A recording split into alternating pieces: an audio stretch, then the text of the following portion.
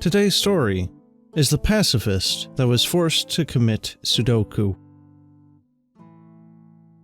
Okay, so I very recently had what I would consider to be my very first D&D horror story, and it's a little bit touchy.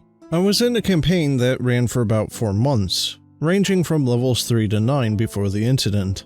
Our party consisted of a human monk, a gnome artificer, a dwarven barbarian, and myself playing a human paladin. Specifically, Order of Redemption, and they were named Valerie. Valerie was trained to be a fighter at her hometown, and failed to protect one of her dearest friends when the town was attacked by shadow beings. She, from that day forth, didn't believe that combat was a way to solve anything, and would lead to suffering, and this belief would reaffirm itself as time went on. Now, before I continue, there are a few things that I would like to clarify. Firstly, the DM knew of her pacifistic nature, and seemed excited when I suggested it.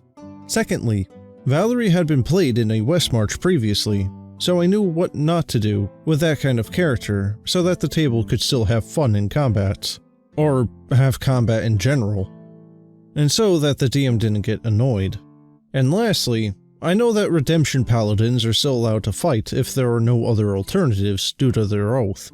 I simply took that to the extreme, and altered the oath with DM approval. Now with that out of the way, here's the meat of the issue. The campaign revolved around the Outer Planes, and the relationships between them and the Material Plane. But we found ourselves on Pandemonium, Limbo, Elysium, Celestia, and Mechanus a lot. It did actually have a pretty coherent plot, with memorable characters and well-thought-out encounters, and with fun side quests that would help us in the main one. The first real issue came a few sessions in, when we were confronting a jailkeeper who tormented the souls in Pandemonium beyond reason. Knowledge of being there was punishment enough, and Valerie, with her helm of telepathy she received earlier on, attempted to talk to the jailkeeper while they were still out of sight. The conversation began, a bit like, "Hello there! We were wondering why you were trapping all these people." "They've done wrong and must pay." "What have they done wrong? Who are you?" "I am the jailkeeper, and I must purify those who have sinned." "You aren't being too helpful." And at this point, the DM snapped out of character, and with a little bit of a yell, "What do you want from me? You want me to tell you his entire backstory?"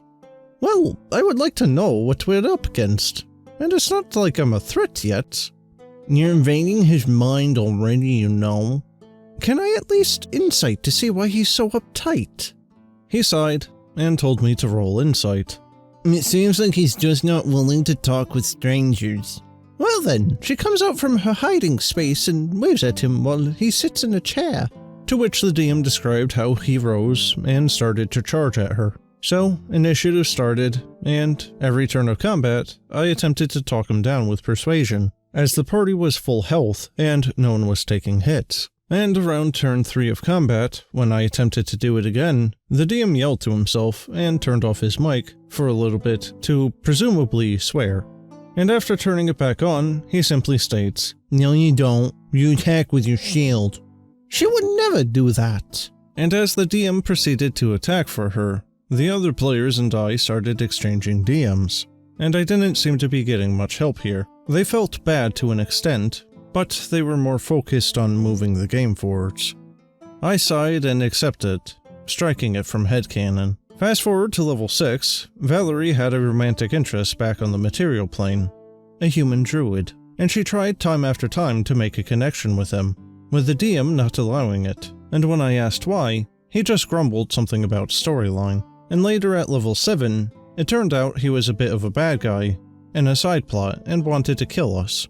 I managed to confront him, and try to remind him of our relationship, and how we could get him out of whatever rut he may be in. The DM was silent before saying that she smacks him instead, and I left the game session for that day, having been controlled again. And the next couple of sessions were awkward, Valerie sticking to herself, and me talking as little as possible. The first major BBEG at level 9 was what broke us. I half-heartedly began speaking words to a few minions, to which the DM had picked up a habit of completely ignoring. At this point, I wasn't having fun, and I asked the DM into a side chat to talk about the issue, and how I'm not having fun due to his disregard for her fighting style. He said that he had to move the plot forward, and that he doesn't have time for, and I quote, childish fanfiction between your beloved OC and the monster of the week. I told him that I'll finish the session, and then we can find a way for Val to leave for plot's sake. And when I said we, he must have thought him. After the fight of Valerie healing her compatriots, the DM broke into a monologue about how we collected the loot, and returned to the material plane, where he would normally ask us about downtime. But not this time, no. This time was different. He narrated how Val waved to the others, saying that she needed some alone time, and that she would return later, before walking into the forest. He then proceeded to narrate in gritty detail how Valerie cut herself slowly with a dagger from the loot, and slit her wrists and arms, and scratching self-deprecating statements into the dirt, and carving them into the tree as she bled out, never to be discovered. The DM had every little detail of the scene in mind, and played it for me, painfully.